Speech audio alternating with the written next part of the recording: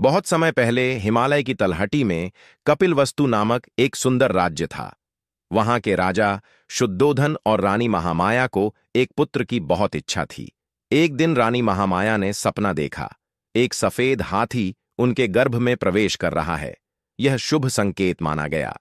कुछ समय बाद लुंबिनी वन में रानी ने एक सुंदर पुत्र को जन्म दिया, जिसका नाम सिद्धार्थ रखा गया। पूरे राज्य में खुशी की लहर दौड़ गई। ज्योतिषियों ने बताया कि यह बालक या तो एक महान राजा बनेगा या फिर एक महान सन्यासी। राजा को यह सुनकर चिंता हुई, क्योंकि वे चाहते थे कि उनका बेटा राजा बने, न कि सन्यासी।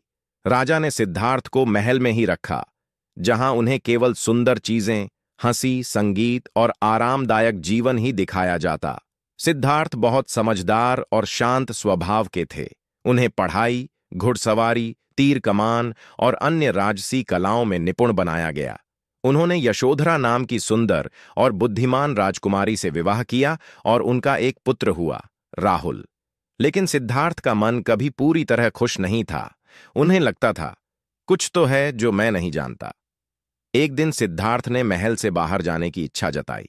राजा ने कोशिश की कि उन्हें कोई दुख न दिखे, लेकिन जब सिद्धार्थ बाहर निकले तो उन्होंने पहली बार जीवन की सच्चाई देखी। एक बूढ़ा व्यक्ति जो कमजोर और थका हुआ था, एक बीमार आदमी जो तड़प रहा था, एक शव जिसे श्मशान ले जाया जा रहा था, और एक शांत साधु जिसके चेहरे पर अजीब सी शांति थी।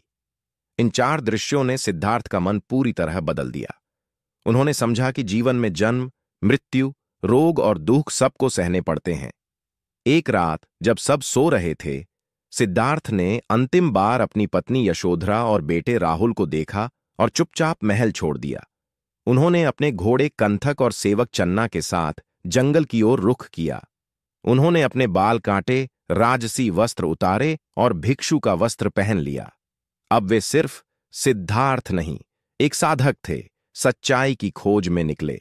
वे कई गुरुओं के पास गए, ध्यान और तपस्या की, लेकिन मन की शांति नहीं मिली।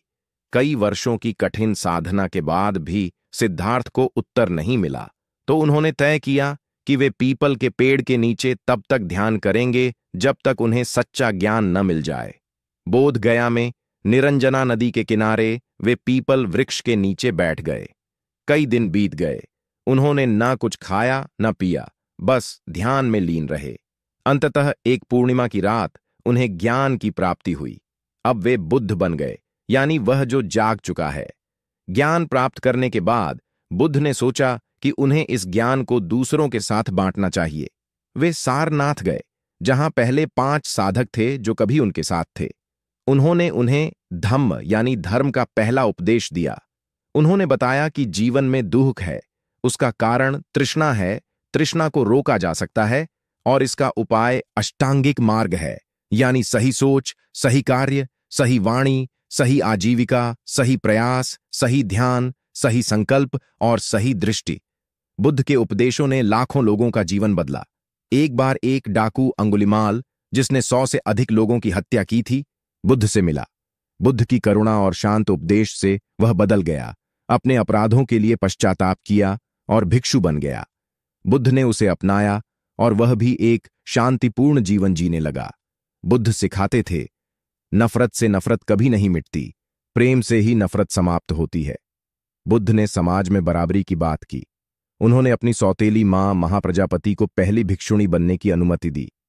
बच्चों को भी सिखाया जाता था, सत्य बोलो, चोरी मत करो, हिंसा मत करो और करुणा रखो। अमीर, गरीब, स्त्री, पुरुष सब उनके शिष्य बन सकते थे। उनके प्रिय शिष्यों में आनंद, सारिपुत्र, मौदगल्यायन, सुनीता जैसे कई थे। उन्होंने हमेशा कहा, कोई भी छोटा नहीं है, जो सच्चाई की खोज करे वही बड़ा है। जब बुद्ध 80 वर्ष के हुए तो उनका शरीर कमजोर हो गया। एक दिन कुशीनगर नाम की जगह पर उन्होंने अपने शिष्यों से कहा, अब मेरा शरीर जाने वाला है, लेकिन मेरी बातें तुम्हारे साथ रहेंगी। अपने दीपक खुद बनो। रात में वे ध्यान में लीन हुए और शांति से शरीर छोड़ दिया। इस घटना को महापरिनिर्वाण कहा गया, यानी आत्मा का पूर्ण विश्राम। शिष्य रोए, लेकिन उन्होंने बुद्ध की सीखों को फैलाने का संकल्प लिया। बुद्ध चले गए, लेकिन उनकी शिक्षाएं आज भी जीवित हैं। भारत, श्रीलंका, जापान, चीन, तिब्बत, थाईलैंड, दुनिया के कई देशों में बौद्ध धर्म फैला। उन्होंने हमें सिखाया, हमेशा करुणा रखो, सच्चाई बोलो, मन को शांत रखो और कभी किसी से नफरत मत करो। बच्चे भी बुद्ध की तरह बन सकते हैं अगर वे सही सोचें, गलत से दूर रहें और हमेशा सच्चाई का साथ दें। बुद्ध कहते थे, जो खुद को जीत लेता है वही सबसे बड़ा विजेता है।